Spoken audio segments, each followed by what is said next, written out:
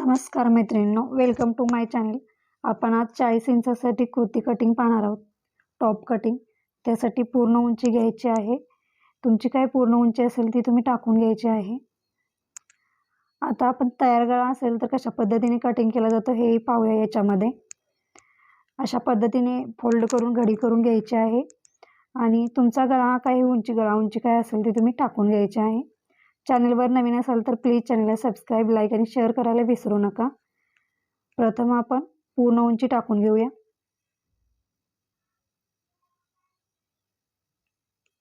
व्यवस्थित सगळं कापड आधी अंथरून व्यवस्थित लावून घ्यायचं आहे. त्यानंतर खालच्या साईडला 2 इंच आपल्याला सोडायचं आहे शिलाई मार्जिनसाठी, जिथं आपण फोल्ड करतो तळघेरला. त्यानंतर पूर्ण उंची टाकायची आहे. तुमची काही पूर्ण उंची असेल त्यामध्ये तुम्ही 2 इंच शिलाई मार्जिनसाठी मिळवून टाकली तरी चालेल किंवा शिलाई मार्जिन 2 इंच करून पुन्हा तयार उंची टाकली तरी चालेल. आपण पूर्ण उंची टाकून घेतलेली आहे. त्यानंतर गळा रुंदी टाकायची आहे.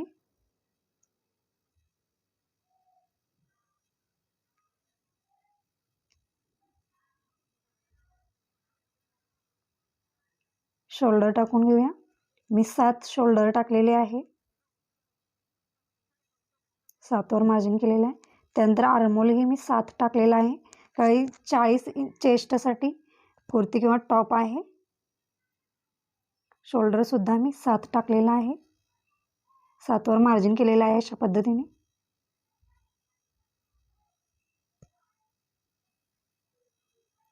शोल्डर टाकली.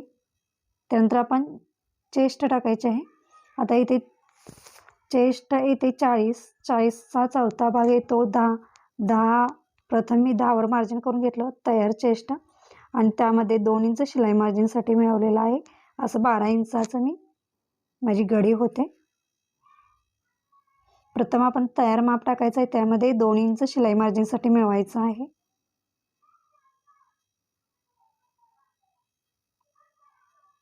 आता याच्यामध्ये आपण हा आर्महोल आहे, इथून 2 इंच खाली उतरायचं आहे. आपण जिथं आर्महोल आहे तिथून 2 इंच. हे 2 इंच कशासाठी खाली उतरायचं हे मी तुम्हाला नंतर सांगेन. व्हिडिओ शेवटपर्यंत पहा. कसा वाटला कमेंट करून नक्की सांगा. आता आपण शोल्डरपासून खाली कंबर उंची टाकायची आहे. त्यानंतर कंबर रुंदी टाकायची आहे. तुमची कमर रुंदी काय असेल त्यामध्ये त्या तयार कमर रुंदी किती आहे ते पाहायचं आहे. त्यामधून त्या कमर रुंदीचा चौथा भाग घ्यायचा आहे. त्यामध्ये 2 इंच शिलाई मार्जिनसाठी मिळवायचं आहे आणि अशा पद्धतीने मार्जिन करून घ्यायचं आहे. आता आपल्याला शोल्डरपासून खाली कट रुंदी टाकून घ्यायची आहे. त्यानंतर कट उंची टाकून घेतली. आता आपण कट रुंदी टाकून घ्यायची आहे. तुमची कट रुंदी काय असेल ती तुम्ही टाकून घ्यायचं आहे. सीट गेट घ्यायचा आहे. सीट गेटचा चौथा भाग घ्यायचा आहे. तो तयारमध्ये टाकायचा. त्यामध्ये 2 इंच मार्जिनसाठी मिळवायचं. तुम्ही तयार आपली सीट गेट जो येतो त्याला 4ने भागले की आपलं तयार माप येतं. तुमची काही मापे असतील त्या पद्धतीने तुम्ही टाकू शकताय.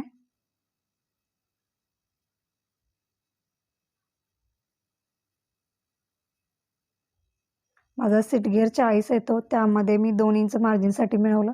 प्रथम मी 10 इंचावर मार्जिन केलं, नंतर 2 इंच शिलाईसाठी. त्यानंतर तळघेर सुद्धा त्या पद्धतीनेच मोजायचं आहे. आता आपण हे लाईन ड्रॉ करून घेऊया.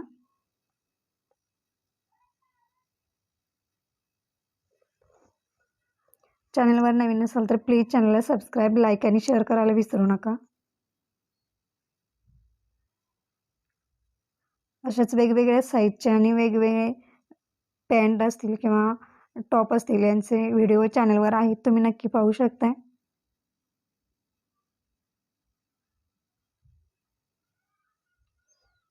तुम्ही पाहू शकताय छान असं आपण मार्जिन आलेलं आहे.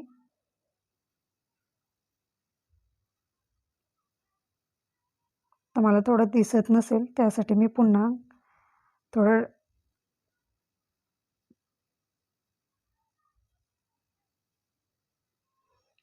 फक्त 4 मिनिटामध्ये आपला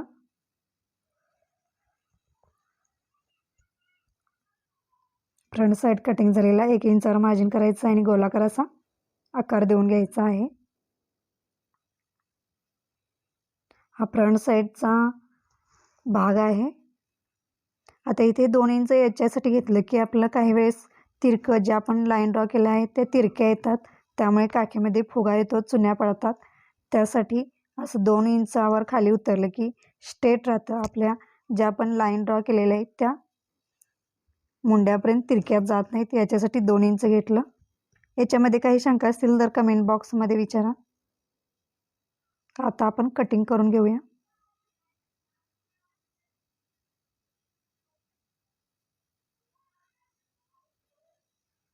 फक्त 5 मिनिटामध्ये कटिंग झालं.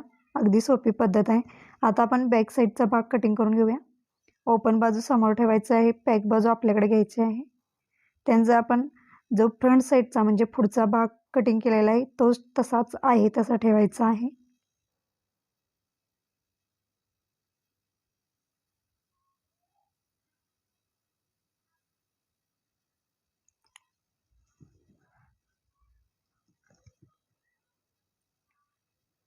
व्यवस्थित लावून घ्यायचं आहे, कापड व्यवस्थित आलं पाहिजे. आता फक्त बॅक साईडमध्ये कुठे चेंजेस करायचं हे दाखवते. किरकोळ चेंजेस करावे लागतात, पण आहे तसा शेप देऊन घ्यायचा आहे. आता जो आपला आर्महोल म्हणजे मुंडा आहे तो फक्त अर्ध्या इंचानं कमी करायचं, वाढवायचा आहे. फक्त आर्महोल आहे तो अर्ध्या इंचानं वाढवायचा आहे. बाकी सगळं आहे ते कटिंग ठेवायचं आहे. तुमचा काही गळा असेल ते तो फक्त तुम्ही पाठीमागं काय असेल तो आणि पुढं काय असेल तो वेगवेगळा ठेवून घ्यायचा आहे. आणि आर्महोल हे दोन्ही चेंजेस करायचे आहेत. बाकीचं आहे तसंच कटिंग करायचं आहे.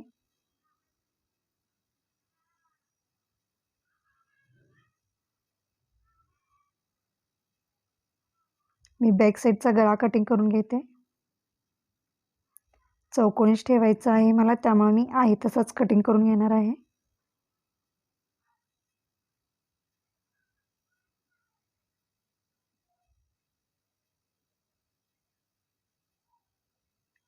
अगदी सोपी पद्धत आहे. कोणतीही अवघड किंवा किचकट पद्धत यामध्ये मी दाखवलेली नाही.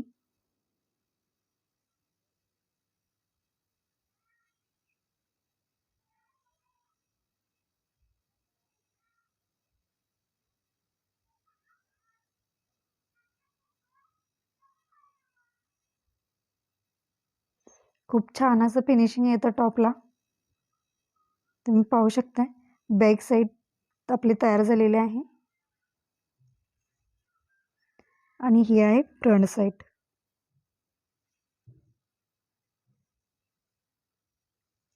फक्त 5 मिनिटामध्ये टॉपचं कटिंग झालेलं आहे.